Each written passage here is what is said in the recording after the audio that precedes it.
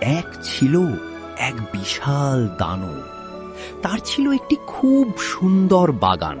বাগানে ছিল নরম সবুজ ঘাস, রঙিন ফুল আর মিষ্টি গানের পাখি।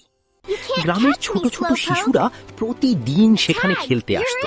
হাসি আনন্দে ভরে থাকতো পুরো বাগান।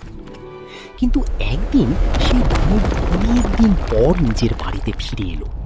এসে দেখে তার বাগানের শিশুরা খেলছে। দানব খুব রেগে গেল।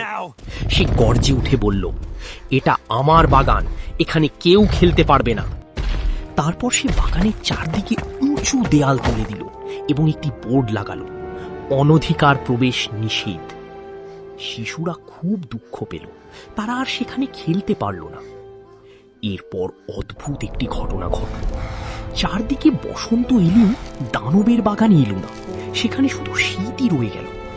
বরফ, ঠান্ডা হাওয়া আর তুষারে ঢেকে গেল পুরো বাগান। পাখিরা গান গাওয়া বন্ধ করে দিল, ফুলও আর ফুটল না। দানব বুঝতেই পারল না কেন এমন হচ্ছে।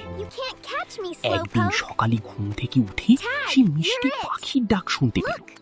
জানালা দিয়ে তাকিয়ে দেখে দেয়ালের একটি ছোট ফাঁক দিয়ে শিশুরা আবার বাগানে ঢুকেছে।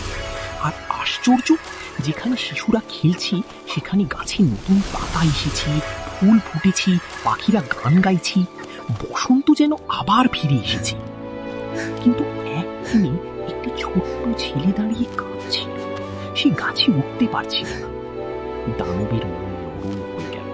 সে ধীরে ধীরে গিয়ে ছেলেটিকে তুলে গাছের ডালে বসিয়ে দিল।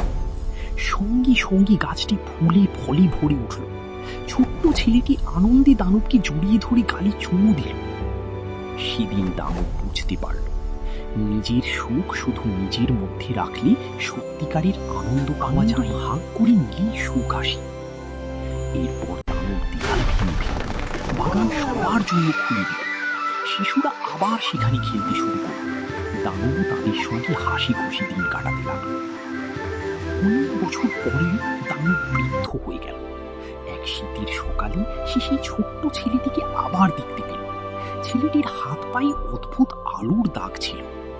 দানব অবাক হয়ে জিজ্ঞেস করল, তোমাকে কি আঘাত করেছে?